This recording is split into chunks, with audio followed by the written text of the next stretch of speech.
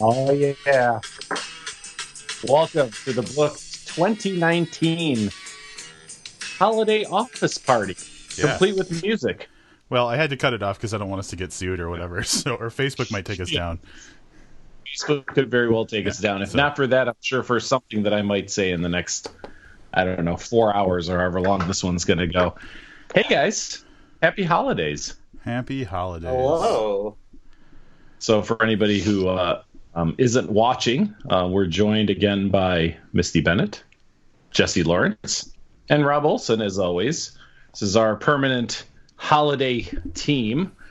Rob, some interesting things just happened over there in your picture. Do you want to share with everybody what's going on there? I put some lights on, so it's green and red, holiday festive.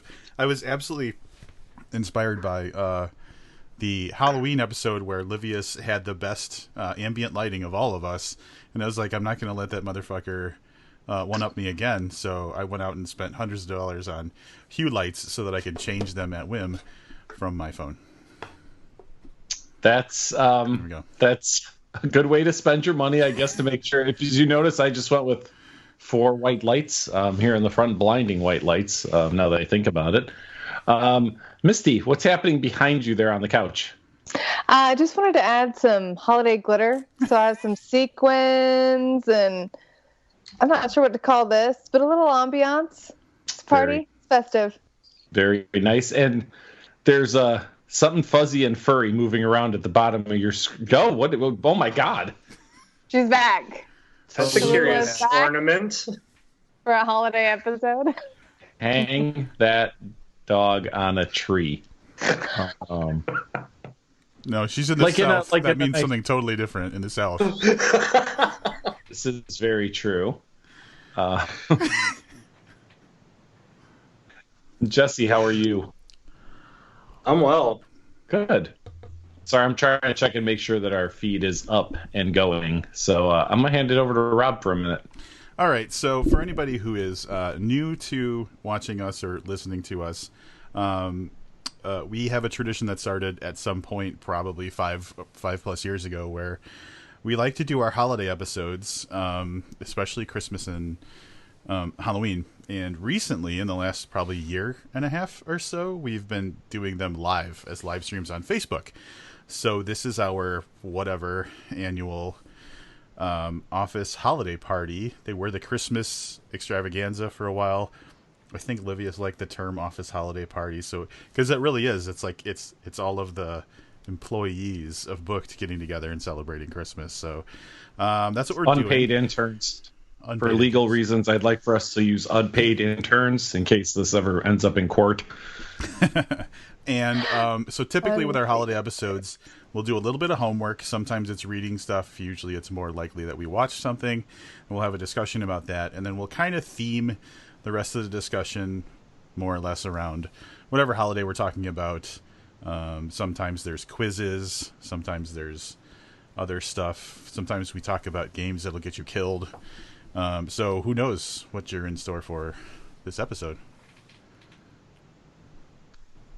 I know one thing we're in store for this episode. Me for getting messages from work that I probably have to take care of.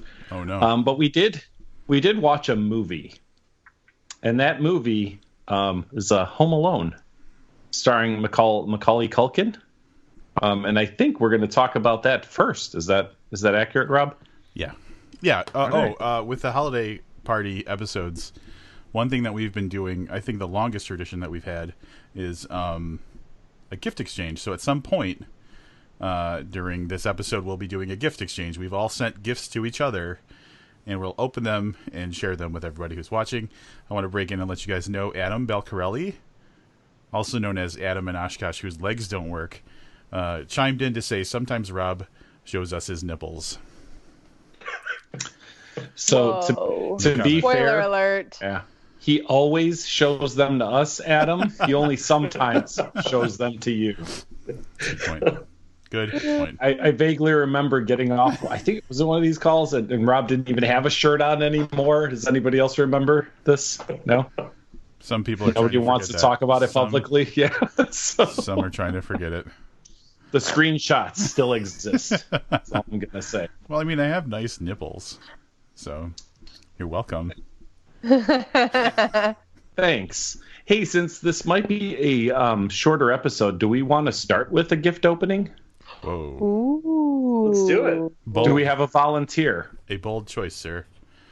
All of mine that you have are the same. Okay. If that sounds like a good starter, because Yeah, everything I sent to everybody was different. It's so. All right. I'll be So, having people Misty, go are one you at a time. volunteering? Are you like volunteering to let first? you guys first? Yeah. open first. Yeah, go for All it. right. Let's do it. I've got my trusty butterfly knife. Just in case I run into some. This is my favorite part of the holiday episodes because the movies we pick are generally garbage. So this part is always fun and Sorry, I want to be exciting. very clear that I gave Livius an opportunity to change the movie that we were watching for this episode. Well, I also feel like mega spoiler alert for the movie review. Yeah, seriously. Okay. Socks. Did everybody get some socks? Yay! did. Socks. I was Thanks, expecting Elle. Tallulah, so I'm a little let down right now. Maybe next year. Next year, Tallulah. All the people that gave you Tallulah socks, you're like, I know what I'm going to do with all these socks. I'm giving them to everybody else. I have a box. Does everybody have a box like this? Yeah, everybody should be opening that box. Aw. I think we might have a winner already for Whoa. the gift exchange. And I got one for myself also. This is super touching. I already saw what it was through the bubble wrap. So for anybody that's This is watching, amazing. Dude. this beautiful curved glass photo of the four of us, and this photo was taken in Minneapolis for AWP Minneapolis in 2015, 14. That sounds about right. Yeah. This What's- actually occurred during a call with Axel Tayari. Oh Yes. wow. That's where this photo came from. This Beautiful. is awesome, and now a new permanent part of the book podcast desk. This is awesome, Misty. Love I think we might have a winner. We'll see. 3 more gifts to come, but this was fantastic. Nicely Thank done, Misty. This is Oh, the I'm first super photo I happy. have on my desk now. Lovely. He's got 4 calendars, and now All with different Curved. shit written on them. in I different think colors. it's only 3 calendars. Thank you, Misty. I feel very, Thank you. Thank you. I feel very loved. I feel very Christmassy. This is awesome. I've always really loved this photo too. Me It's a fun too. The funny Yay. thing is, like, what does your shirt say, Misty? I had a late night or something. Had a late night. Yes. Was this a little peek behind Were the we- curtain? Was this the Yes. day where Yes. the morning of that day we both puked independently of each other? Yes. Like we both woke up and puked. Absolutely. Love it. Love it. Which is fine because you both had your very own bathrooms. We did. That was the first trip, I think, that we did 2 bathrooms. This is the best because we'd have been puking on each other otherwise, or like competing for toilet time. You didn't even have to hear the other Yeah. person retch. I discovered it later, so this is a Christmas miracle. It's bringing back such excellent memories. Wasn't this also the night of Old Man Livius? This Yeah. is old. Yes. That It's night, like two hours after this photo, I think. That could be. A I lot feel of- like this was already pretty late at night. That looks like Livius, who might have had a rough night the night before. I recently sent a video to Livius where he was reading a customer review of some sort of medication. You know what I'm talking about, Livius? Yes. And you're like, why was I Yes. even reading that? It was Yes. from that night too, I believe. There you go. And I think it had to do with erectile dysfunction or some sort of gastrointestinal. I don't know. Yeah, good times, good memories. That- Sounds right. Yeah. Sounds right. Great photo. All right. Great photo. Hey, before we go on, Misty, what's in that glass you're drinking out of? I have made a Little Rye Lies, which is bullet rye and black tea, simple syrup, some bitters, and ice. That sounds a little on the fancy side. It is fancy. I stole it from Whiskey Cake, but I make the black tea, simple syrup myself. So this is the Misty version. Oh, I'll have to find out how you make black tea simple syrup at some point. Probably not tonight. Do that offline. Yeah. Jesse, how about you, buddy? Jesse, before you say that, I want to let you know that Whiskey Cake just posted they got their new Van Winkles and Buffalo Trace Antique Collection bottles. So next time we go to Texas, they're going to be fully loaded down there. Oh, man. Nice. I follow them. Anyway, go on. Jesse, what are you drinking? I am double fisting right now with sparkling water and a cold snack. That is your go-to drink, man. It is. It's the perfect. How can you not love a beer that's called a cold snack? It's the most genius marketing of any marketing. You left a few in my fridge, so I'm going to try them. You should. I think you'll like them. What kind of beer is that, Jesse? What is it that you like? Lager. Just a lager. Okay. Yeah, it's a really, really good, light, easy drinking beer. Rob, you're drinking out of a glass? I am. I'm drinking out of. What is that? Fancy-looking glass. Ooh. A little Morning Delight glass. Glass I got from Jesse. And was that you and Misty for my birthday, or was it just you? I can't remember. Oh, yeah. Yeah. It is both of us. I am drinking this monstrosity-looking beer from Three Floyds. Wow. Barrel-aged Behemoth. Bourbon barrel-aged for 2 years. So this is essentially the polar opposite of what Jesse's drinking. Jesse's drinking a very light, crisp, refreshing, low ABV beer, and I'm drinking basically the heaviest, sweetest, strongest, high ABV beer that's in my house. Yeah, Rob's is probably 5 times the ABV of mine. Yeah. Right now. Yeah, it's like drinking wine, and it's the size of a wine bottle. So we'll see how I get. I believe most wines are in the wine I'm drinking is 10%. What is your beer? I don't think it's stated, but typically these get up to be around 14, 15. Something like that. Yeah, 14 or 15%. That's pretty high for beer, I would say. Yeah, we're going hard, and I've been hitting the White Claws a lot lately, so this might hit me a little bit stronger than usual. There was a long time where this was the average alcohol content of the beer I was drinking, and I took my foot off the gas. So we'll see. These guys will testify. When I was in Texas, I was drinking little raspberry sours and stuff. Yeah. So, Rob, you suburban bitch, you. I know. When we get to minute 51, you'll just see the top of my head, and I'm snoring. I'll finish it out. Late Nights sweet red wine from the St. Julian winery, which everybody knows where the best grapes are, right? Where the best grapes are in the United States for wine, right? Where? Michigan. California? Michigan. I'm just concerned that I have a very serious question right now. Yes. How much chocolate? You know the difference between grapes and cherries, right? That's the question. How much chocolate is in your wine right now? There is 0 chocolate in my wine. What the fuck? But I believe there are Hershey bars downstairs, so I can fix that shit. There it is. Hey, Breaking in, I want to just say Frank Edler has made the comment, Merry Booktimus. And a merry, merry Booktimus to you and yours, Frank. Cheers. Frank, stop trying to steal my show.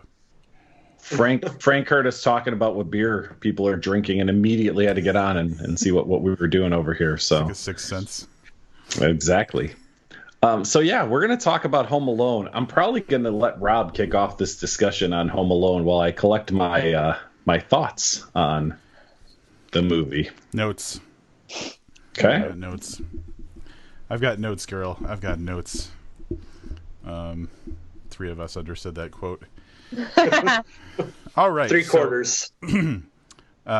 Like I said before, every holiday episode we do talk about something, whether that's themed to our holiday, whether it's a book or a movie. And this time we chose a movie, and this time it's Home Alone. And it's because I remember on one of our earlier episodes, I think it was when we weren't super happy about what we watched or read or whatever, we said we'll do Home Alone next time, and then we didn't do Home Alone next time.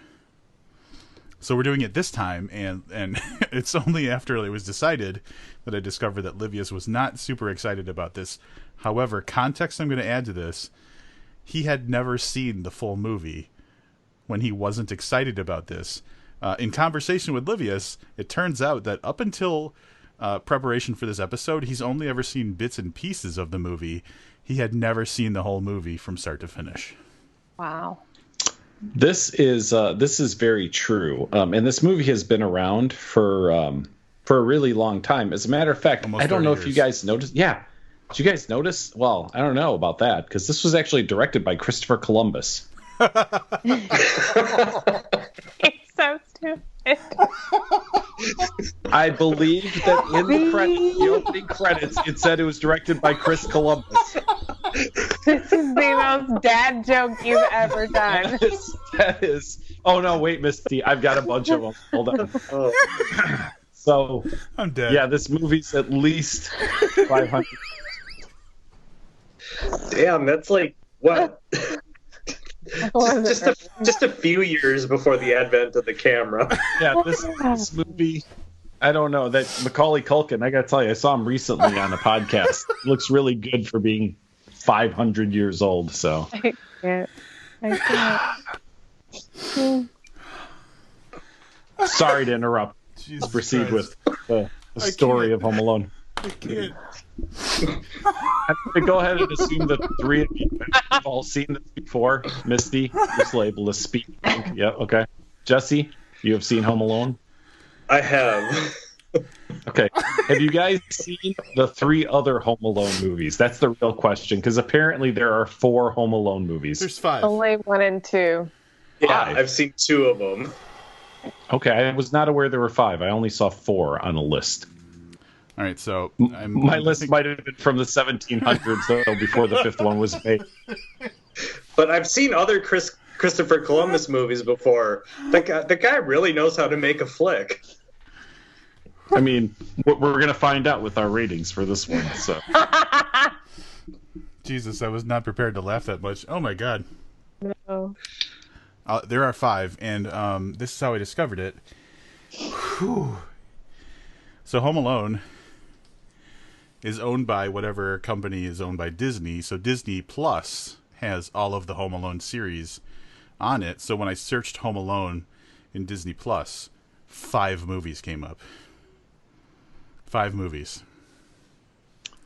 I'm willing to bet that the box office gross for those goes and then tanks sharply, probably after the second one. That would be my guess. Yeah, Macaulay Culkin's only on the first 2. Yeah. Yeah. So I don't want to spoil anything for anybody, but this movie, as we've already determined, is significantly older. Can someone, just before we go and talking about this movie, can someone tell me how the wet burglars, is that what they're called? What are they? The Wet Bandits. The wet bandits, how they are free to also terrorize this child in the second part? I'm dying to know, but I won't play the movie. Yeah, they escaped prison Is that during what it is? yeah, I think there's like a power outage, or there was something happened at the prison and they escaped. well, they seem smart And enough they to break hit out. the fish truck All right. and landed in New York. I do want to say, in the Home Alone series, a shining star outside of the first 2 is that I believe Scarlett Johansson is in the 3rd. Home Alone What? movie. Yeah. So, whatever it's worth. ScarJo. But I think that's ScarJo. like in like the Ghost World era of Scarlett Johansson, like real early Scarlett Johansson. So, I don't know. So this movie takes place In the 1490s. in the 1490s, outside of Chicago, but with actual Chicago cops. Just the cars don't look like Chicago cop cars.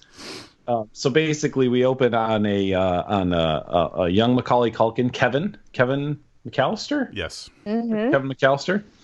There's absolute chaos in his home as his entire extended family, like 12 kids and 4 adults, are preparing to go to Paris the next day to visit a brother-in-law.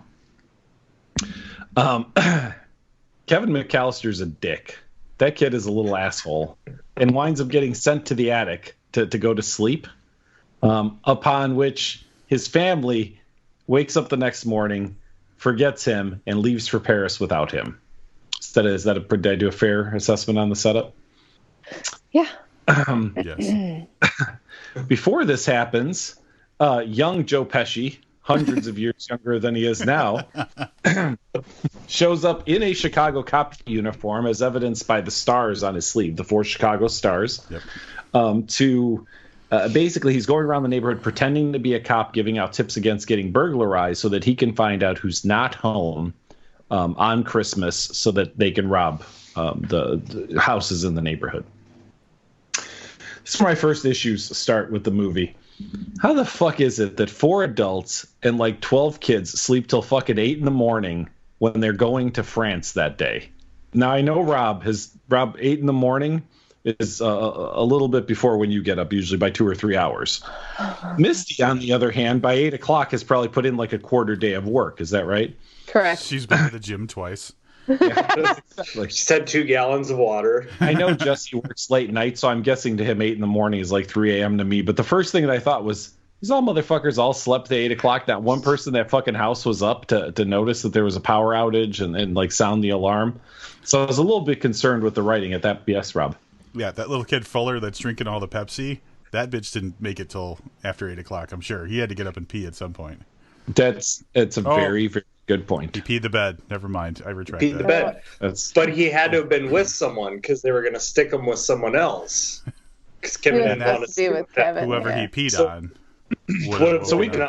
So we can talk about the rest of the movie, but I'm going to lay out the rest of the plot. The rest of the plot is Macaulay Culkin is home by himself, as evidenced by the title of the movie, while 2 of the most inept burglars in the world continually try to assail his home for about an hour. Yeah. I want to point out that Fuller, the kid that's supposed to be the notorious bedwetter, is played by Kieran Culkin, who is Macaulay Culkin's younger brother, and who plays Wallace. Younger in and Scott arguably Pilgrim. more talented.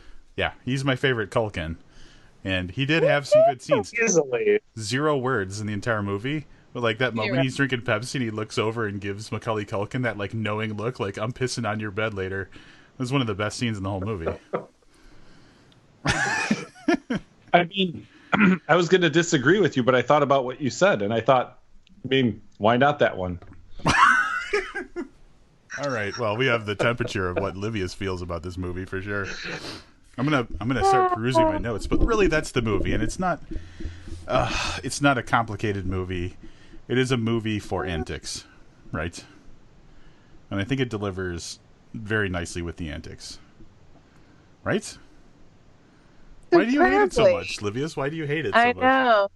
And here's the thing. If you're unhappy with them sleeping until 8 o'clock, you have the suspension of disbelief that's required to enjoy this movie. You have started on the wrong path, sir. 16 fucking people. I took notes as I went, and that's the first thing I saw. I was like, there are 16 motherfuckers that slept past 8 in the morning with a trip on there. I know how I am when I travel. Like, I'm up like 4 hours. Like, I can't sleep. Like, I'm constantly waking up and looking at the clock and going, all right, I can sleep for another 2 hours before I have to get up. So, I don't know. That's Well, just you've got me, the I dad guess. approach to travel, I'm sure. Well, We have maybe. to get to the airport 7 hours before the flight is Yeah, even put on yeah, board. that's the other thing. That's They made it to the airport 45 minutes. So I pulled out good old Google Maps and found out that from Winnetka to O'Hare is 42 minutes in average traffic to get there. So I kind of doubt the premise of the entire movie. Oh, wow. I'm going to bring up a question before Rob This Bruce- is where he draws the line. That's what's so funny. Wait, but before Yeah. Livius asks that question, I am going to say something in his defense. It's not the sleeping till 8 a.m. thing that I had an issue with. If I'm going to have an issue with one of these things about the beginning part of the movie, it's the fact that they realized that they didn't wake up in time, and it still takes them forever to get out of the house. It's like everyone fully showered and did a regular morning routine. But wouldn't you just be like, screw it, I'm putting clothes on, grabbing my bag, we're gone? Yeah, I would have to agree with that too. Movie. It is a yeah.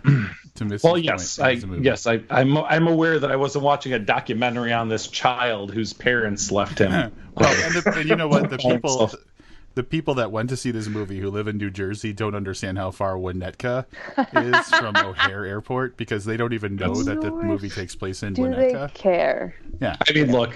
All right, so I didn't point this out too, and I don't know this to be a fact, but if you're traveling to Paris, you really fly to Charles de Gaulle and not Orsay Airport too. But that was shit. Further This is obvious privilege flexing on us because he can afford to fly to France. This is true. Twice in 1 year. Twice in 1 year. Yes. You're so upset because the beginning premise is Paris. No. Okay. I actually have a theory on that too, coming up later. I do want to take this up for serious conversation though. Do you guys think, because it's not really touched on throughout the rest of the movie, but that scene where the power goes out after Kevin wishes that his family would all just disappear, did you guys get the impression that was meant to be like a supernatural, almost It's a Wonderful Life kind of thing that happened there? Because even the way the scene is shot makes me feel like it was something more at work than just a power outage. No. I don't see... So, I'm going to defer to people who are more, knowledgeable about John Hughes movies than me, but I don't see that coming from a John Hughes movie. And he wrote the script, right? He did. I took it more as it was supposed, that's the point of view of Kevin. And so that's his perception of that moment. He sees it and it's kind of like the ending as well. He sees it as magic, so it's bookmarked. Yeah, because he legit thinks he made his family disappear. And come back. At first and everything, yeah. That's the other thing. At first, I was like, the kid's 8. Okay, he doesn't figure out his parents just fucking forgot him and went to Paris. He thinks they actually disappeared. But then he manages to, take care of himself for a few days. Goes to the fucking grocery store, decorates a tree, does all this shit that you wouldn't think the average 8-year-old is really going to pull off very well. I kept thinking back to, but he thought he actually made him fucking disappear. I do have a note that says... He's still 8. I have a note that says Kevin McAllister is a real homebody. Because that kid, he's doing the dishes. He bought Tide. Yep. He bought Tide. Yeah, he did. His whole idea is, I got to run a tight ship around here, even if my whole family vanished because I made a Christmas wish. It's his house, man. He's got to defend that shit. I gotta say though, one of my problems with the movie early on is they belabor the fact that he is too young to understand how to pack his suitcase, right? Yes. And then literally 2 minutes later, he's outwitting bandits and he's managing an entire household and stuff. He gets real smart real fast when it comes to something besides what do I put in a suitcase. Yes, but just devil's advocate, he has seen the house being run before.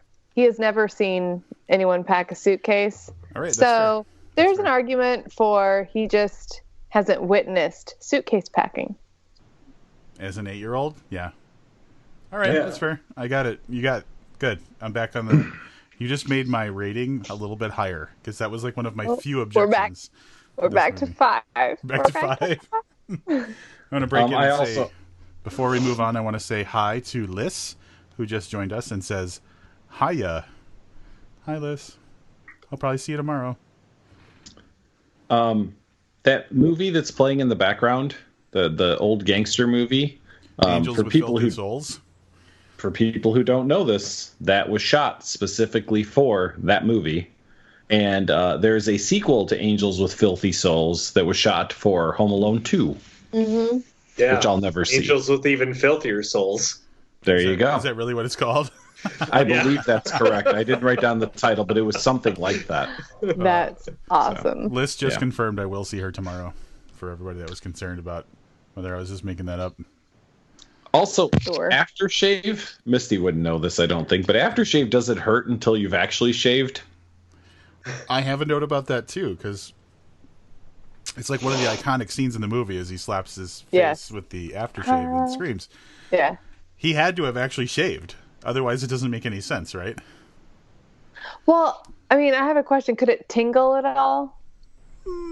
Unlike It could, baby because skin. Think of it's like like a baby high skin, alcohol. 8-year-old skin. Yeah. It's a high alcohol aftershave, and he just got out of the shower. I'm guessing because he's wrapped in a pores are towel at the van. open. Those pores are open. Yeah. It's like certain things you're not supposed to put on your skin for 30 minutes after showering a lot of times, depending on what the product is. I thought that was swimming after eating. We are No. saving Home Alone. You were really One saving Home Alone. scene. One I'll scene tell at you a from time. direct experience, I put icy hot on my lower back once because it was all messed up, but it was after I had gotten out of the bath. It burned like a motherfucker. What are you? And he had shaved first, so there you have it. Are we all 60? That's like the old. That's like the elderliest thing I've ever heard Jesse say. I've heard Livia Jesse, say you much need to elderly get things. Oh, for salon sure, yeah. Pause. You need to get salon I put pause. icy hot on after a bath. Holy shit! Who are we? Here are Live what in I will. the Shumway, man. Sometimes you mess up your back. We're not hip young people anymore, apparently. So my notes in order for things that I liked about this movie. It's a short list. It won't take very long. I actually thought the line his older brother delivers, that whole there's 3 reasons, and then he says A, then 2, then D. I actually thought that was kind of clever and funny. Then I have a note that says stupid. John Candy is the best thing about this movie. And the next note says, I take it back, the old man neighbor is the best thing about this movie. Good. So I will tell you, I found exactly one touching moment in this whole movie, and it's while Kevin is sitting in church with the South Bend's Shovel Slayer. They're talking about like his granddaughter and like his relationship with his son, and I was like, this is the most touching thing about this movie. Yeah. And then I thought, but it's 2 minutes out of 94.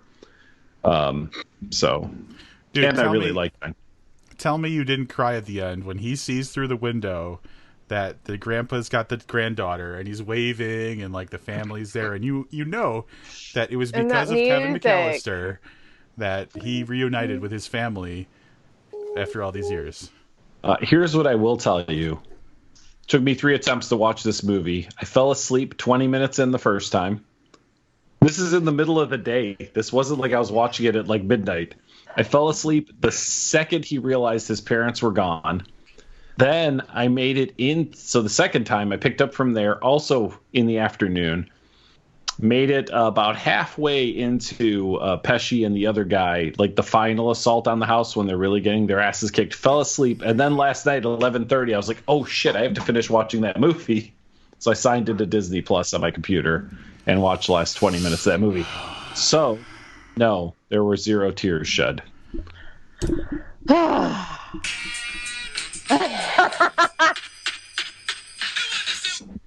Anyway, I do have a couple other thoughts on this movie before we put it to rest. I will say that, like, I completely forgot that John Candy was in this movie, and too. so the fact that like he showed up as kind of like a savior in this one moment when like all was lost, it was like fucking John Candy, and then it was great. Like, he didn't have a lot of screen time, but like it was just nice to see John Candy because let's be honest, we all kind of forgot John Candy, right? Yeah. A little bit. Yeah. Yeah, a little bit. So He died like 93 or 94. A long time ago. Yep. yeah, like not long after this movie. Like I think he made one other movie after this. So yeah. I really like the conversation in the church because it had a really authentic kid feel to it when Kevin McAllister says, "I have a friend who got nailed because there was a rumor he wore dinosaur pajamas." That was fucking great, right? That whole conversation. The whole church scene was really good. Very well done. And like I think that this is like a movie where it's like it's like an M&M. Maybe not. It's like the opposite of an M&M because it's got that little candy shell. But imagine the candy shell was most of it, and in the middle is just a little bit of chocolate, and that's like the good part. I'm drinking barley wine, so I can't make good analogies. Holy Moses! But you know what I'm saying? Metaphor. Flip it around. Imagine all the good stuff is the shell. I don't know. I feel like David James Keaton right now. So I'm an old man. Rob's got dementia. Wait, how does his family just keep buckets of tar? Can we talk about the traps a little bit? He had a fucking like a whole schematic about what all of the defense system was going to be. Which again, he goes from like I don't know how to pack a suitcase, but we covered that. Misty turned me around on that one. Tar. There's just buckets that say tar. You don't know what kind of home repairs they had going on. I'm incredulous. Yeah. I've lived in homes. It's maybe it was the Money Pit house, like up until that Christmas. That's why everyone came over. All right. The basement does not match the house. Right? Yeah. Total Money Pit. I also he was afraid of the furnace, but didn't think I could just go somewhere and ask for help. I'm gonna take on these two guys I know are coming here at 9:00 tonight. I got an idea on that, and it's one of the things. It ties into the things that I'm gonna say probably in my wrap up about what I like about this movie, and it also touches on the idea that he didn't know how to pack a suitcase, but he could take on these wet bandit dudes. It's a game to him, and kids are awesome at games, and it's brilliantly set up in the screenplay in the movie. When he's shooting the toy soldiers, it shows he knows how to make contraptions because he propped it open with a spatula, and then he shot the spatula out knowing that it was going to close the door. So he just can think like that. Jesse's the smartest one. I will say that what I thought this movie lacked, and I'm almost willing to bet in some kind of extended director's cut that he probably plays pranks on his siblings. Oh, that's part of being a little asshole. That, in some extended version of the movie, we would see him doing these small things to his siblings that he then turns into big things. So I'm kind of with Jesse on that. I just don't think that they drew it out, as whatever, as maybe as well as they should. I don't know. I didn't have an issue with that. I just thought fucking his parents are so fucking terrible. They fucking leave without him. First of all, they fucking oversleep till 8 a.m. Then they leave without him. Then they travel to the wrong airport in France. But the fact that man, if you think they're awful now, don't watch the second one. Seriously. He says, I can't talk to strangers, right? When he's checking out with the cute girl at the grocery store, but it never occurred to him to just walk up to someone's house, knock on the door, and be like, I fucking disappeared. They were all gone. The whole street was gone. I'll argue that grocery store probably wasn't on the corner of their street. So he probably had to walk past a bunch of other fucking houses. Yeah, he had to go over that bridge on the Metro tracks, which that's legit. I actually recognized that park. I was in that neighborhood for a party earlier this year. So that park that where that corner where he's by the park, I saw that park just earlier this summer. That's cool. I was going to ask you guys if that lined up, that if he could actually live where he lives and have to take that path. 100%. Probably. Yeah. All in all, I'm going to say that the good outweighs the bad on this movie. My dumb minor objections are just how can you write a movie without making a couple of little shortcuts to make the movie make sense, right? So I'm not getting into my wrap up, but I'm going to say all of the objections that someone might have are very, very like small on scale. I'm dismissing Livius altogether. I heard. I'm gonna go with a wrap up first because I know what kind of shit show this is gonna turn into after I'm done. So I'm gonna go now. It was hard. I wish I would have watched this movie through a kid's eye because as I listened to three adults defend and laud this movie, I also watched it with my current mentality and thought like, it's okay, but I really don't see the point of it. Like the whole point of the movie is how do we hit a guy in the face with an iron? Like let's get to that part where you could tell when it was made too, because no one said I am Iron Man, and that's an obvious like. That's true. That's a good point. Yeah. But so for a kids movie, yeah, this is probably like an empowering movie for an 8 or 9-year-old to watch, but that's not the way that I watched it. So as I'm making notes and looking things up, like that's how I do. This was one of Candy's last movies. After I saw him, I was like, oh Jesus, he was alive then. And I was like, oh, he died like 3 years after. You know what I mean? The thing that makes me even madder about watching this movie, which I'll be honest, I didn't really enjoy, is that same fucking year, Edward Scissorhands came out. And we didn't watch Edward Scissorhands, which is a much better movie and also a Christmas movie. And we watched this instead. So that did not help my feelings on this particular movie. We got next year's homework. For no. Really? Offline. Veto. Number 2. So here's what I'll say. There were some good moments. That church scene I actually thought was really well written and really, really well done. I thought that John Candy's like 8 minutes on screen or whatever he got were really fantastic. I'm not a huge John Candy fan.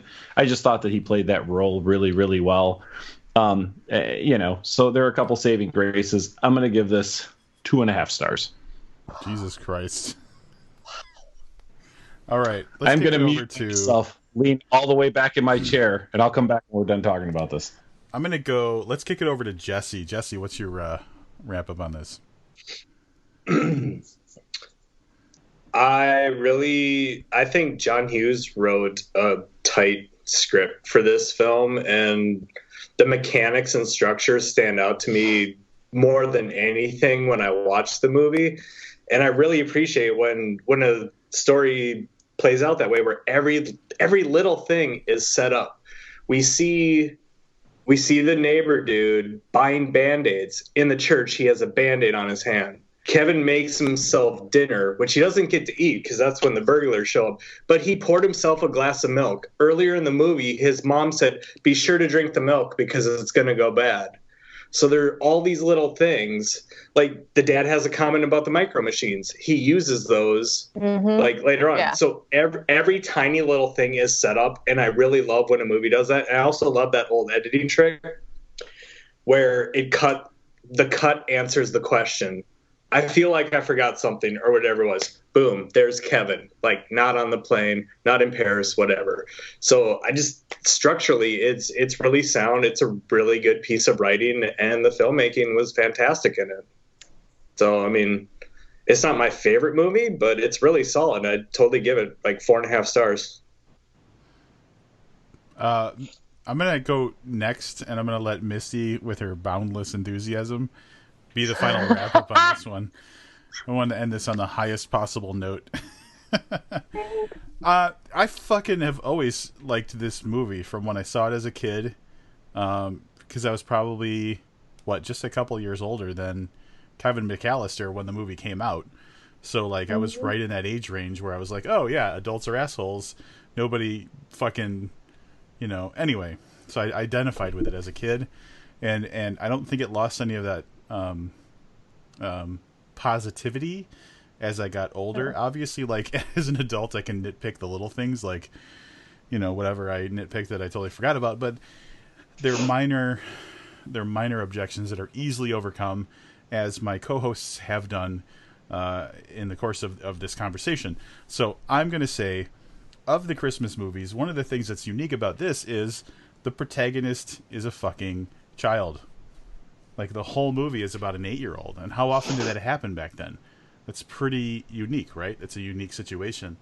That like, and you might have a thought, you might think of another movie, but I can't think off the top of my head of another movie where it's like this kid is the main focus of what's going on.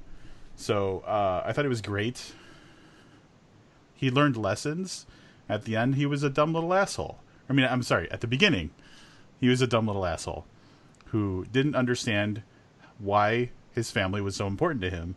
By the end of the movie, even though his parents fucking abandoned him for days, and he had to like fight, he had to protect the home from actual criminals. When his mom shows up at the end, he's just happy to see her. He learned his lesson. He loves his family. Christmas matters. 5 stars. Misty.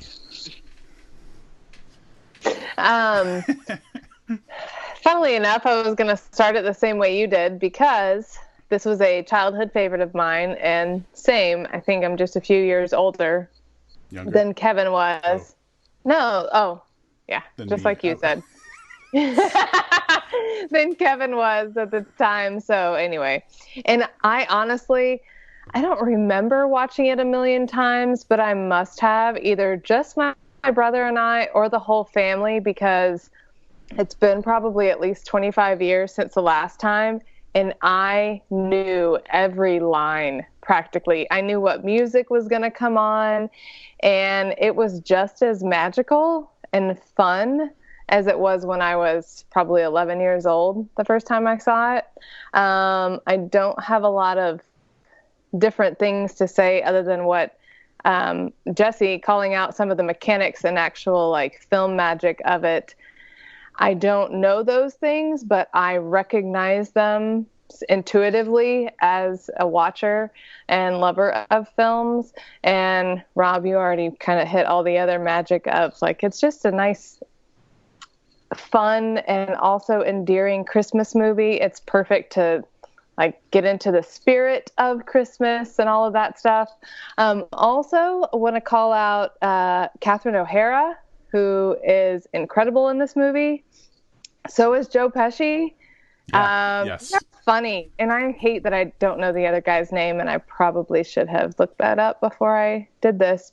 But anyway, they do a fantastic job. His name's I know Mike Bennett, too, so he's got your last name. It's fucked up. That you don't even... No, I'm totally lying. Okay. But I'm not always a fan of slapstick. Daniel Stern. Yeah. Daniel Stern. That sounds way more familiar. I'm not a fan of slapstick comedy at all. But when, I don't know, for some reason in this movie, it's funny. All of the screaming and the putting your hand in the snow. It's silly and it's fun and I love it. And absolutely, this movie is 5 stars, and I will probably be watching it again next year. And also, sidebar, FYI, Livius, Tim Curry is in the second one. Oh, yeah. There it is. Man. Livius, reprising his role from Rocky Horror, don't which get is too weird. excited. You just heard me give this movie 4.5 stars. Let me tell you my rating for the second one. 2 stars at best. Even with Tim Curry. Even with Tim Curry. And President Trump. Challenge. This is a challenge to watch.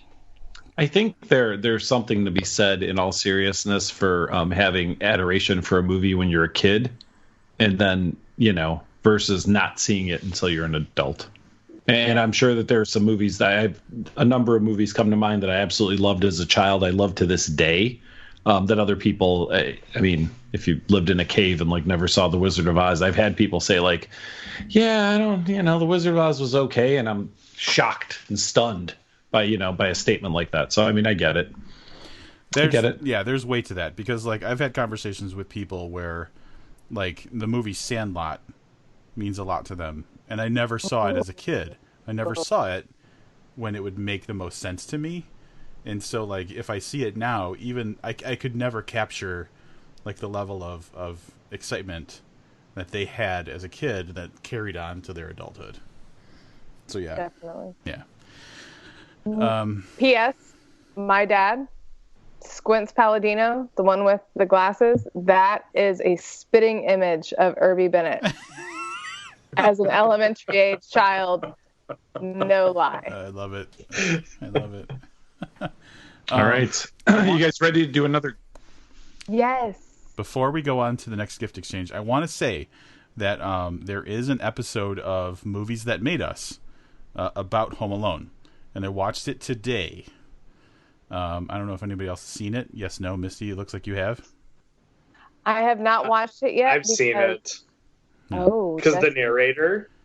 yeah. Oh, the narrator. I've seen the whole. I've seen all the episodes, despite the narrator. All I'm going to say is it provides an interesting perspective on the obviously the production side of it and like the obstacles that were faced, but also like some of the cool logistical things. Like none of the actual interior house stuff was filmed in that house. Nothing happened in that house. It was all sound stages inside of, Livius, you'll appreciate this, New Trier High School in the Interesting. area, in that area. Yeah. So What? anyway, Which if you was love the Ferris movie, Bueller's high school. and I think Get out. a couple other John Hughes movies took place there too. Breakfast Club took place there for sure. Breakfast Club. Yeah. So anyway, that is a really cool episode to get a kind of behind the scenes look at kind of the ups and downs of the production of the movie and a little bit more of the on scene stuff. And I thought it was really cool. So check it out. Gift exchange. Volunteers? Open mind. Livius. Livius's? You guys all got the same thing? I'm going to go ahead and say that of all of the wrapping jobs, this is the best because it's the only present I have that's wrapped. Everybody else just sent it in a package, but this is actually I sent wrapped. there, like recycling. Wait, mine's not wrapped. No, it's not. Yeah, mine isn't either, You Rusty. didn't meet him at the Fratello's, did you? Yeah, no. How is it that there's no I didn't see a seam. I thought it was like a perfect circle. Oh my god, Livius is swinging out of the. Uh-oh. Oh my god. Do we have a winner? Oh my god. Holy shit! Rob, unwrap. Oh, undo it. Oh my god. This goes all the way back to like the beginning too. I am I'm overwhelmed. going to say that, Misty, great minds think alike if you look closely. Yes, I know. Wait, I saw it when I first opened it. There it is. For anybody that's watching, hang on. Oh my god, this is incredible, Olivia. Seriously. Shit. Okay, this was my other option for photo. It's my other favorite but- photo. Yep. So it's, yeah. Yep. Oh my god, and it's This is his really family on touching. it. Olivia, if we were not on a video right now, I would be crying. Holy shit. Yeah. Oh my gosh. So, Merry Christmas, kids. I have my own. It's sitting right over there. So, yeah. Why are we getting so beautifully sentimental? I love it. I'm glad you guys like him. I thought this is really corny, but I'm gonna No. fucking do it anyway. So Don't worry, Misty. There's no sentimentality in my gift this year. I will say that for some of those photos, like, you know, someone might say like that's not the best photo of Misty ever, but she is wearing a book shirt in it. Oh no, are you kidding? I'm so excited that that Like, photo's on there. Jesse's because that wearing a photo- book shirt. Yep. this You is from, captured like, Misty's best 2011. hair. No, that's her best hair. I mean that's true. So I didn't want to say it because So it's funny. not cranberry colored. Wow. So- So, for anybody who's listening on the audio side, did we describe it good enough, or should we do a credit? You may not have. So, Livius gave us all blankets that are like photo collages of the booked family over the years, and so it's pictures that have us in the booked gear, or us at the FCJR shirts. Yeah. Us at conferences together, and it's a combination of all Also, together. why is Jess the coolest motherfucker alive? dude, seriously, Jesse's always the coolest. Because Jesse's always the coolest. I was just gonna say, I think that's my best hair too. Yeah. So very thoughtful, very very cool gift. I don't think I'm going to beat that one. I know I'm not going to beat one either will. of these gifts. No one will. Can I listen before we move on? How Can I did we share? hit? How did we hit the two most sentimental gifts? Like, Livius, you knew better. You could have been like, let's save mine for last. You know, like, There, you guys didn't volunteer, so I was like, all right, like I'll volunteer. Can I share a gift I got today though from a friend? I'm glad I went for Livius. Jeez. So let me see. I got to be able to see myself. Aw. is it a mouse It pad? is. It is a mouse pad. This is from my friend Tracy. She showed up at my work today and dropped this off, and it's booked in a bunch of different scripts. It is my new mouse pad that I will be using for all future booked episodes. So thank you, Tracy. For the record, Tracy is awesome. Just saying that. There you go. Before we move on to, oh God, is it on to me? Is it my topic that's next? I want to say It is. While we were doing our wrap ups, John Gatwood got on and said, "Evening ... So, what's up, John? I will see you tomorrow as well. John's bringing me whiskey. Oh, well, there you go. Nice. Oh shit! I gotta get some whiskey ready for John. Great. All right, so that wraps it up for this episode. Yeah, keep reading. I got shit to do. All right, so I want to say this is a little bit Home Alone related, and that's why it's going to kind of be the next thing that we talk about. Has anybody heard what is probably the most pervasive Home Alone theory of all theories about Home Alone? That Kevin... I think, yeah, I've heard it, but I can't. So basically, Kevin McAllister grew up to be Jigsaw in the Saw movie series. That's what I beg your pardon? Yeah. Why? Why would anybody? Why? So I'm not familiar with this, but when I hear things like this, it's those people. It's like the Twin Peaks people. Like there's probably a lot of things, right, that tie it somehow. Saw series Ish. Yeah. Okay. So I have an article from Grantland, which I've never heard of Grantland before, but the article is titled "Did Kevin from Home Alone grow up to be Jigsaw? A deadly serious investigation." And this article was published by Jason Concepcion on December 4th, 2014. I'm going to skip around. I'm not going to talk about the whole thing. There are a couple of things that are just interesting to hear about. Like throughout Home Alone and Home Alone 2, Kevin displays anger control issues, a proclivity for violent fantasies and voyeuristic tendencies, combined with a fetish for recorded video. This must be part 2 because I don't remember recorded video. Becomes fascinated with Old Man Marley after learning that Marley is possibly the serial killer known as South Bend Shovel Slayer. Recorded video is the movie that he keeps replaying. Oh, he also there you go. he also records audio in the second one on one of those handheld toy recorder voice manipulator things. Wow, it's been so long since I've seen part 2. Yeah, he does do that. Yeah. Becomes obsessed with the idea that Old Man Marley imprisoned and mummified his victims. Then it kind of talks about like how he's got like burned by his family, about like them eating his pizza and a bunch of other little petty shit. This article doesn't carry much water. In Home Alone 2, Kevin records a video of his Uncle Frank in the shower, later using the video to frighten hotel workers. Is that real? Yeah. It's audio, not video. Okay. Yeah. Yeah. Yeah. Frequent realistic video and auditory hallucinations, seeing the furnace in the basement as a ravenous, fiery maud monster. So apparently in the Saw movies, of which have any of you seen any of them? Oh yeah. I've seen all of them, man. Whoa. Oh, Jesse, Jesus! I think I saw 3. It's like 3 of them. I think I saw 5. If not, I've seen 4. So it's kind of trying to equate the furnace that he's afraid of in the movie with some of the contraptions that are built to torture people. Like there's something around someone's head at one point. I don't know. In Saw 2, Kevin / Jigsaw, they're really leaning into this. This is the whole thing. Recreates his childhood basement right down to the furnace monster. Jigsaw places the antidote to a poison inside the furnace, luring his victim inside. When the victim grabs the antidote, the furnace door shuts and the victim is burned alive. Well, I mean, you can go there. You could go. That's weak.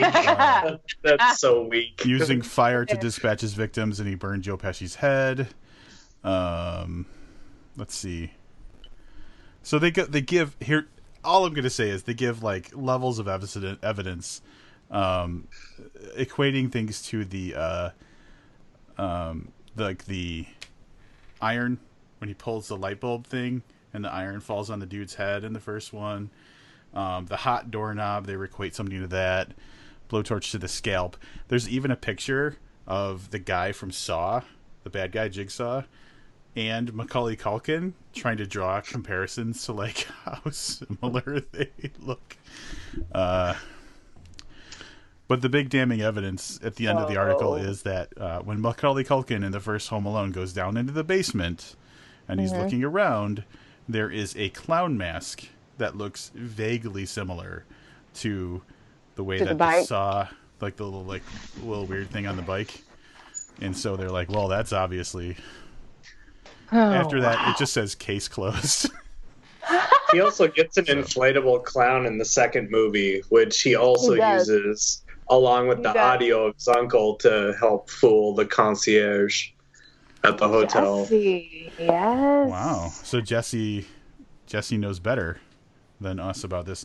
I'm going to say that like I've never seen, haven't seen the Saw movies, so I don't understand any of the references. But I understand that like the Saw movies are essentially like overly elaborate, like traps and shit to like torture people. So I get like the kind of base level comparison, but there's nothing there, right? Did you just say you've never seen the Saw movies? I've never seen the Saw movies. Well, That's make a not note even for number Halloween. Goose egg. You've Girl. never... Make a note for Halloween 2020. The next Halloween episode, we're watching all 8 Saw movies. Yes, exactly. I will say I was really impressed by the first one. I the first one was great. Yeah, the first one was great. It can stand on its own too. Well, much like a lot of other movies that have gone on way too long, you know, the first Paranormal Activity was pretty terrific, and then devolved into a hot fucking mess of witches and bullshit. And isn't that one of Richard Thomas's favorite movies? I mean, it's the movie that most scared Richard Thomas. I think. I don't know if it's his favorite movie. That's the Four Corners movie. I think he watched it. Yeah, I think he watched it at an AWP conference. Colorado with Axel Tayari. Denver. With Nick Corpon, and I believe... And Jesse Lawrence. Caleb Ross. Yeah. Jesse might have been there. I was not at the infamous cuddle session / movie screening. All right, can I break in with like a unrelated... Wait, get this real quick, guys. Oh. One more Saw thing. There is another Saw movie in the works. It's called The Organ Donor. It's called Saw Alone.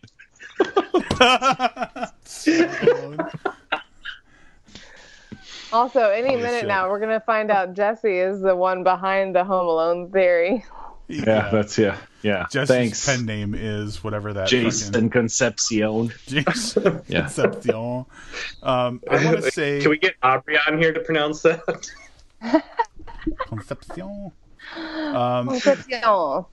On a previous episode, since we're talking about Richard Thomas and all those people, Axel Tayari and stuff, I mentioned a book listed as Soul Standard, but titled as Four Corners, and it had 5 authors instead of 4.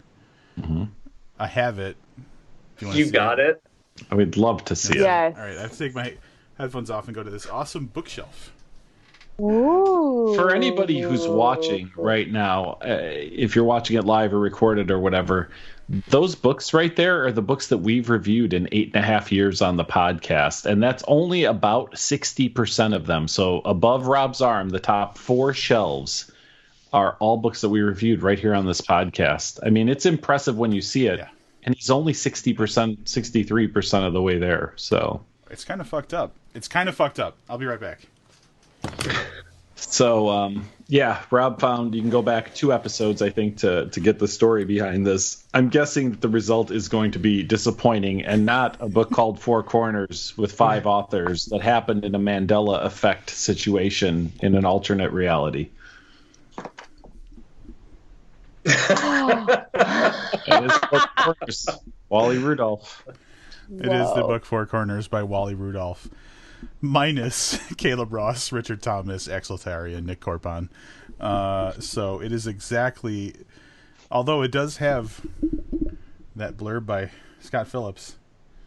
So, friend of the podcast, Scott Phillips. I will not be reading this. Oh. Wrapping paper for next year. It's definitely looking like it could be a candidate for wrapping paper for next year. It's just so weird because it was listed as that Four Corners, but like everything matched except for the Soul Standard cover, and all of the Soul Standard authors were listed. So pretty much the most disappointing of all possible outcomes for this, but really the most bizarre coincidence, because we really couldn't pin it to anything except that it was accidentally posted as the working title of Soul Standard. That's the thing that I want to know. What caused them to list Soul Standard as Four Corners? Where did that come from? If you're out there and you know, send us an email or something. Do something weird with your hand. Apparently, is what he wants you to do. So. Wave it around. Just wave it. Yeah. Yeah. It's time for another gift exchange. Ooh. I'll go. Jesse's going. It's Jesse's turn. Okay, we're so ending on me? Rob and Misty have to open theirs first. Livy. Oh shit! I hit my mic. And you all got similar things. So I want to say that when this came in the mail, I completely forgot because it came so much in advance of the It came in like October. That I started to open it. Postmark October 21st. I started to open it, not realizing that this was the gift exchange, and I had to stop myself from looking at what was inside. So I already had opened it. I'm not opening it. In a serious departure from Jesse's typical fashion, there is not a lot of tape to cut through. No tape. No sentiment. Just a tiny teddy. Okay, Livius, you can open yours now. Now I want to say, Livius, yours is similar, but yours is...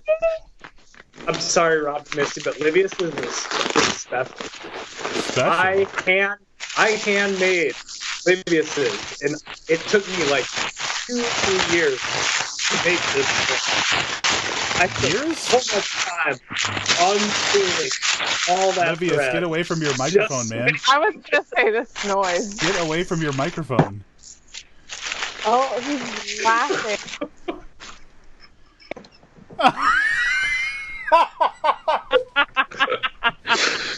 Oh my god. Oh my god. The work that went into that thing. All right. For anybody who's watching or listening and doesn't understand what's going on, so the gift that me and Misty got, the tiny teddy, is an Arrested Development reference to when Charlize Theron's character, Rita, was talking about having a tiny teddy. Michael thought it was an actual, like, sexy garment. No, it was a tiny teddy bear. Teddy lingerie. Livius, why don't you explain your red teddy? Also, 3 years ago, I think it was brilliant. 3 years ago, on the Halloween episode, we talked about, is it how you get rid of an evil spirit? No, it was the hide and seek. Hide and seek. Rob has a better memory on this. Any rate, we had to explain to Jesse because you had to sew something with red thread. yes. And Jesse thought that you had to use a whole spool of thread, so that there's endless jokes about how long it would take Jesse to get out of the situation. Jesse, I'm putting this back in the envelope and sending it to you, because in the event that you ever need it, I don't want you to have to start over, buddy. So this is a throwback to an episode that's 3+ years ago and incredibly awesome. Why is your dog humping that teddy? So, I wanted to say, Jesse, Tallulah thinks that this is for her. Wow. I guess it is now. Somebody's tiny teddy. Wow. Tallulah's misinterpreting this just the way that Michael did. Because it's a little sexy what's going on the screen right now. No, she just likes stuffed animals. All her toys are stuffed animals, so she thinks that she's got a new toy. Tallulah, seriously, get a hold of yourself. Wow. Nice job, Jesse. I love it. Yeah, that's hilarious. As far as like throwback references go, like I don't think that's gonna get beat. It's fucking great. Oh, amazing. Yeah. So very good. Yeah. I know we had this conversation before, but I'm just gonna say, Die Hard is not a Christmas movie.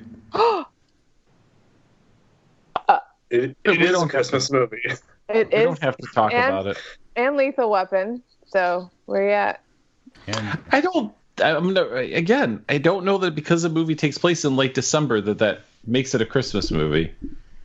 it does.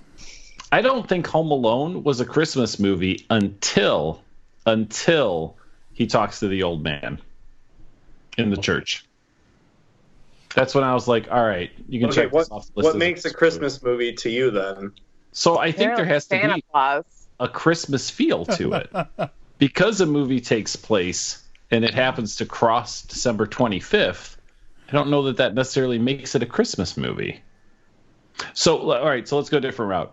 Old man Livius just showed up. I don't know. I didn't see him Die walk Hard in. have been the same movie if it took place in July? And the answer is yeah. It would have been a holiday or an office party for celebrating something. Yes, John, thank you. I know that I'm in the minority on this. John Gatwood says both are absolutely Christmas movies.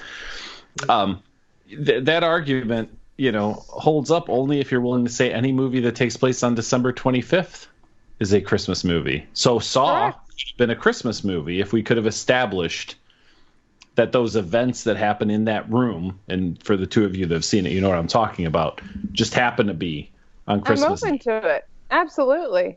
I'm on board. That seems like a really lame qualifier to me. It's the only qualifier necessary. I will say this about Die She's Hard kinda 2, that he wouldn't have done that on July 4th or Memorial Day or Labor Day or Valentine's Day or anyway. None of those days would have gotten him to go to California from his job in New York. It took And also, fucking I'm Christmas pretty sure he also had a to teddy get bear. him to go back. All right, He so let's did. take it. All right, so let me take it one step farther. I don't know if you guys know this, but Schindler's List takes place at the end of December. So now that's also a Christmas movie. Am I correct? Sure. Yep. I guess Is it- And so. there you go. Then is we it- know. Then we know what it takes. If it goes through Christmas movie. right. Absolutely. I'm gonna cue that one up after this. I think episode. it's- Try to get into the holiday spirit. Do you know It what? might be more of a Hanukkah movie. Missy's got a point. So the movie Yeah. that everybody should watch as a Christmas movie, obviously, is The Ice Harvest. Yep. I've not seen it. I don't know what that Dude, is. you've got fucking anecdotes about it being filmed near you, Yes, I actually do. and it was written by our best friend Scott Phillips. That's true. All of these things are true. And Siri wants to chime in with something. Siri wants to get involved in this. Siri is telling us it's validating that the Schindler's List is a Christmas movie. So Also, I according, don't know when Schindler's List takes place. It was just the most depressing movie I could think of. But I did get 3 people to sign off on it as a That's Christmas fine. movie based on evidence. Livius, what are your criteria for what a Christmas movie is? Did you see a Yep, movie with let's hear Bob Fosse? it. So I would say that there's probably Home Alone I'll use as an example. Like he gets left home by himself. Again, I think that movie could have taken place at any time of the year. It didn't have to be Christmas. But then he ties it into that whole family thing with the old man at the end, and I was like, all right, I've got it. There's a message there about family and about the holidays and whatever. Like I said, Die Hard has no such message. And I don't think Lethal Weapon does either, but it's been a really long time He since I've seen reconciles with his wife. Yeah, Die Hard. Okay, Like that's yeah. There's a whole there's a whole. He All I makes say a is- new, and a new And bromance. her name is Holly. Okay. Oh my god, her name is Holly Livius. You can't. That's irrefutable. That's bulletproof. What are you gonna do with that? 73 minutes, Rob. The next episode has to go less than 73 minutes to get before it's gone completely off the rails. Look, here's what I'll say. I think you guys are mistaken. I absolutely love Die Hard, and it's one of my favorite movies. That being said, I just disagree with the Christmas movie part. I don't dislike Die Hard like I disliked Home Alone. I think that this sad. whole phenomena where people call weird things Christmas movies because they're around the time of year of Christmas is people like myself don't care for the Santa Claus movies, like the Miracle on 34th Street movies and some of the other more like really super cheesy, and all the Hallmark and Lifetime The movies that come out on Hallmark Netflix. movies. Like, like I mean, it's just it's so nauseatingly Christmas, and we know what Christmas is. You don't need that shoved down your throat. So we're looking for an alternative to the Christmas movie. That's the Christmas movie in question came out on July 15th in theaters. Okay. Christmas Wait, are in we July still talking about Home Alone? is a thing. Oh, Die Hard. Christmas in July is a thing. I'll testify to that. I was in Alaska one summer, and I had a snowball fight in the middle of July, and it felt very Christmassy. So there you go. Oh, John's quoting Die Hard, and he says, "Ho, ho, ho, now I have a machine gun." And then he says, "Case closed." So John... Yeah, it's in writing. John... So disappointed. Here's the thing. Bruce Willis actually kind of stepped in and commented on this, and he said, "It's not a Christmas movie, it's a Bruce Willis movie," which is like the most like asshole bullshit I've ever heard in my life, which makes me want it to be a Christmas movie more than before when I didn't actually care. But now it's like a fuck Bruce Willis, it is a Christmas movie. So that's where I'm at with that. So are we saying Miracle on 34th Street is a Christmas movie? Yes. Okay, so that's just one example then. I mean, I could sit here for like 10 minutes and do the same thing and find more evidence, but that movie was released May 2nd. Boom. What a terrible time to release a Christmas movie. But that's the other thing too that like opens more things up to being Christmas movies. And like the important thing to you is in Santa Claus, it's a feeling of family. It's a feeling. It's an emotion. But that can apply to like any family situation or a different holiday. It could be a family reunion, could be just as big of a thing as Christmas time and whatnot. And so the Christmas feeling, people are going to get that in May as well as they would in December. And if you can't get that feeling any other time of the year except one specific time of the year, then you're a cold-hearted dick.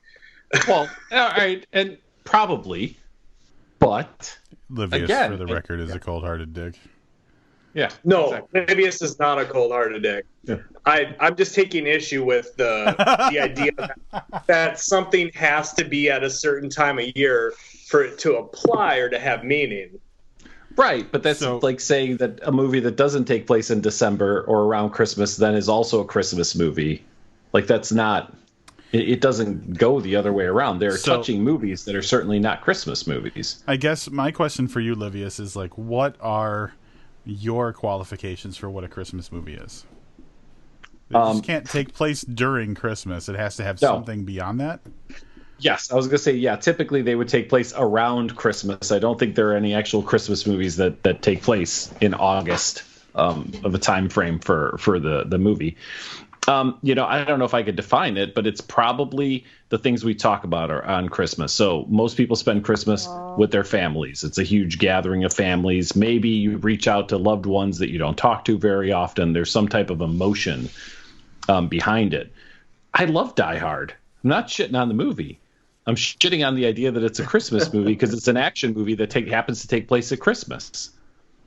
I mean, plot-wise, there are some things there, right? The whole building's empty because it's Christmas, except for this one company that for some reason has their employees there on Christmas Eve for a Christmas party, like, later into the evening when the whole rest of the building's shut down. Like, there are some plot devices. It's because the building that would make it a lot harder. Yeah. It makes it a lot harder to string those things together in mid-May or July 15th when it was released. So, I mean, I get why. I just don't necessarily think it automatically qualifies it as a Christmas movie. That's all. I've spent so little time considering what is and isn't a Christmas movie that I just like that. Honestly, for me, it's just what my family typically watches. Yeah, and here's what's funny. So every Christmas Eve, we would watch a new movie, a movie that none of us have seen. And typically my dad would pick it, I'm pretty confident, because it was always something like Lethal Weapon or Die Willis movie. Hard. Yeah, it was. It was usually, or like one year it was Speed, and I was obsessed with Speed for like the next half of the following year. Good so movie. we watched, I think, action movies probably for the most part when I was growing up as Christmas movies, because we didn't do the like cheesy Christmas in our house. I'm gonna say, Livius, I'm gonna show you a little graph that I found on the Reddit subreddit Data is Beautiful, that you are absolutely in the minority, because around Christmas time, guess what is Google searched way more than any other time of the year. I think it's people looking up, why do people think this is a Christmas movie? Because that would also count as a Google search. Livius is correct.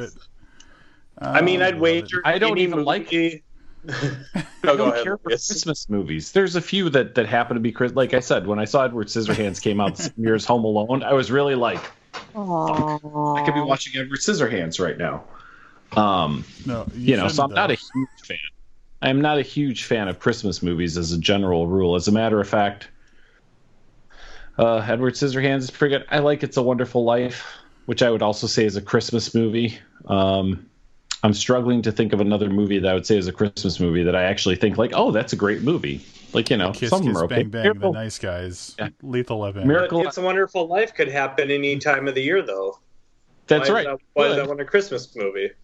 Because it takes place at Christmas and has a feeling of community and someone. It's so same thing as Home Alone, right? He makes a wish. Everything he thinks that he's frustrated with goes away, and he instantly regrets it. It's literally when I was going with that supernatural thing at the beginning of Home Alone, I was thinking about It's a Wonderful Life.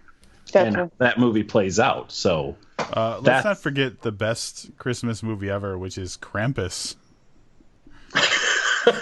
Krampus is also a Christmas movie. Krampus?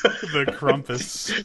I actually listened to a podcast with a Krampus expert, believe it or not. Wait, what? Say that again. Krampus. That's not a thing. I listened to a podcast where they were interviewing a Krampus expert. She wrote a book on all the legends and lore around Krampus. Is that all it takes to be an expert? Well, I mean, she probably knows more than you or I do about it. Maybe. I feel like certain subjects shouldn't require experts. I'm going to break in. I just want to say that. Yeah, no, go ahead, Rob. Break in and say that. Liz says Christmas Vacation, obviously a Christmas movie. My mom says A Christmas Story. My mom. Aww. Hi, Rob's mom. Those are also Bennett family favorites. If Christmas is in the title, I think that's another good indicator that it's probably don't a Christmas condescend to my mom. I'm not. I'm being serious. If you actually put Christmas in the title, there's a good chance that it's not an action movie that masquerades as a Christmas movie. I mean, there's validity. Okay, somewhere around the world, Die Hard in a foreign language has got to be called Christmas, Christmas, Christmas. Christmas Hard. Oh. Can I tell you guys I have not seen a Christmas Vacation or A Christmas Story? You haven't seen... You are done. You have not no credibility. Christmas movies. You have zero credibility. I'm not a fan of Christmas movies. You have absolutely no credibility. Zero credibility. What the fuck, man? You haven't seen either one of those? Those are... I cannot tell you. My dad and I actually fight over A Christmas Story because he's made us watch it so many times. I get angry and he brings it up just to get a rise out of me. This doesn't sound like good, healthy Christmas family traditions, Misty. No, it's funny. It's funny, all in good fun. And then those lug nuts, Christmas Vacation with Chevy Chase, that is in the top of all time. I saw Vegas Vacation, and that was enough for me to understand that I wasn't a big fan of the Vacation franchise. Oh, that was wrong. Don't judge it on that. John, You only need to watch just Vacation and Christmas Vacation. Those are the only ones that matter. John's busting in to say that Batman Returns is a Christmas movie, which my very, very vague memory of that movie, I have to agree with him.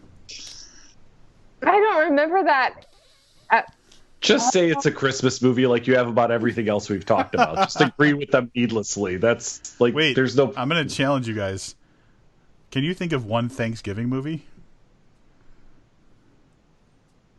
I'm challenging you because, like... Home for the Holidays with Holly Hunter. Ooh. Holly Hunter. Honey, I Shrunk the Kids. Oh my God! Look at Jesse. There was actually one that I thought of the other day. It was a total Thanksgiving movie, and I can't remember what it is. So I was hoping this is how you guys would save me and help me help remind me what the Thanksgiving movie is, but you haven't mentioned it yet. So I feel kind of bad. I was gonna come in here and be like, "Oh, there's a Thanksgiving movie," and I can't remember what it is. So I feel bad. You guys want to open some more gifts? The Holidays, though, is one of my absolute favorite movies ever, and Robert Downey Jr. is in it, too. Probably not shockingly, I haven't seen that either. Planes, Trains, and Automobiles, John says. Diana, friend of the podcast, just got back from grocery shopping. What up, Diana? Oh, hey, you guys want to open gifts that have the exact same wrapping? This is the Rob. Yeah. So I'm going to Wait, why does Misty have two? I'm going to do these one at a time because you all got entirely different things, okay? So, we're going to start with Jesse because he is next to me in the way that I'm looking at everybody. Jesse, you will unwrap your gift first. I'm fingers crossed that you don't already have this. That's why you're going first. Oh, fucking hell. Oh, fucking hell. That sounds good. David Lynch nudes. Whoa! Right? Is that a book full of David Lynch nude? I hope so. I really hope so. Just a That's why bunch I of bought pictures of him standing in a mirror, snapping I don't know, about selfies. to find out. Oh my God, Libby. It's hilarious. So, the reason, Jesse, that I bought this for you is because, like, the moment this got announced, I think I said to Misty, that's going to be what I buy for Jesse for our next gift exchange.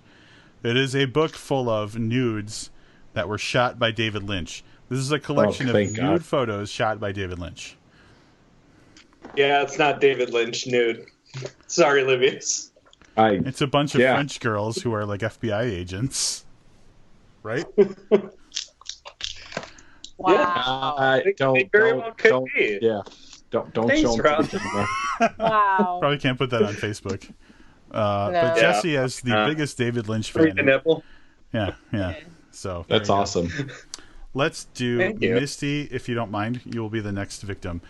Small Which first, one? then big. Small, then big. Okay. So I want to say that while I was visiting Misty in Dallas, she bought a book. And I said, "Oh, I found a first edition of that original printing of that book." And she's like, "Why didn't you think of me when you got that first printing?" So I thought of you, bitch. It is You sweet angel. first edition, first printing of The Ocean at the End of the Lane by Neil Gaiman. Is everybody aware that that's being developed as a TV show? Now I am. Okay.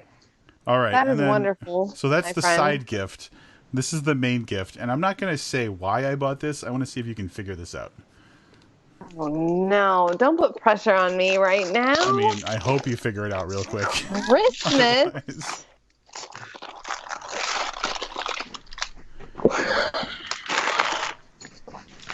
Are you serious? Is this for Tallulah? It's for Tallulah. Oh my gosh! It's a camera. So It's an indoor camera. for anybody watching who is not familiar, it is a Canary smart camera. So basically, you put it in your house, and you can use it to monitor what's going on in your house when you're not at home. Misty got a dog within the last year. Her name's Tallulah, and so now when Misty is at work, she can use this camera to see what's going on with Tallulah. Also, on a side note, The password for that camera app is available at Book Podcast or patreon.com/Book Podcast. At the $100 a month category, Rob will sell you the password to that camera in case you want to watch Tallulah 2 while Misty's at work or whatever. Wait, what? Donor level? Did yourself. I'm overwhelmed. That's amazing. Really cool. I haven't even bought that. So I just wanted you. to feed into Thank your you. absolute mania and obsession with your dog as much as I could. So that's the best way I could think of to do that. There's Tallulah for everybody who's not listening. Dog. That black blob. That's all it is on the screen. She's It's a like cutie. a black fuzzy blob. She's beautiful, Mom. So Jizzle. beautiful. All right, so Livius is last, and while his is very self-explanatory, for the audio-only listeners, I will have to explain what's going on, and you probably do need a box cutter to open it up, so it's a good thing you have that prepared. Diana says she is such a cutie. I'm assuming she's talking about Tallulah, but she might be talking about you, Misty.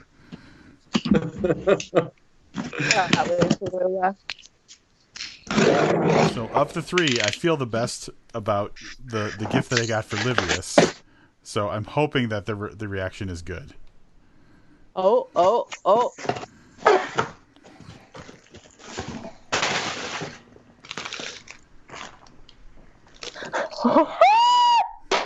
Lives lunch. This is That an is fantastic.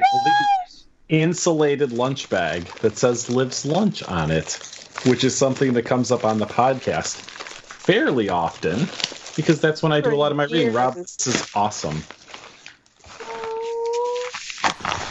And it's huge because this is about the size of my lunch. I don't skimp on food. That Lives is lunch. so I feel like there's a cute. glare. That's awesome. No, it's perfect. And That is goddamn awesome. astute people will notice that it's in the font that our podcast's logo is Oh, in. Not necessarily exactly, but it is in the right Right. font. And it says Lives Lunch. This is awesome, dude. Thank you. This is very, very cool. I will tell everybody that now I've gotten 2 gifts from Personalization Mall today. That's where both this mouse pad and this lunch bag came from. So if you really want a cool personalized gift, this I'm episode gonna is not fucking tell sponsored. you that in the weeks it's been since I ordered that fucking lunchbox, it has been nonstop 20%, 30%, 40% off, like bullshit Christmas emails, just trying to get me buy more shit. And I'm like, there was only one thing I ever wanted from you guys, and it's This this is lunchbox. awesome. I fucking love it, and it's like a legit, like it's an igloo like lunch cooler. So this is real very, very, very cool. Thank you, Rob. The real I deal. love it.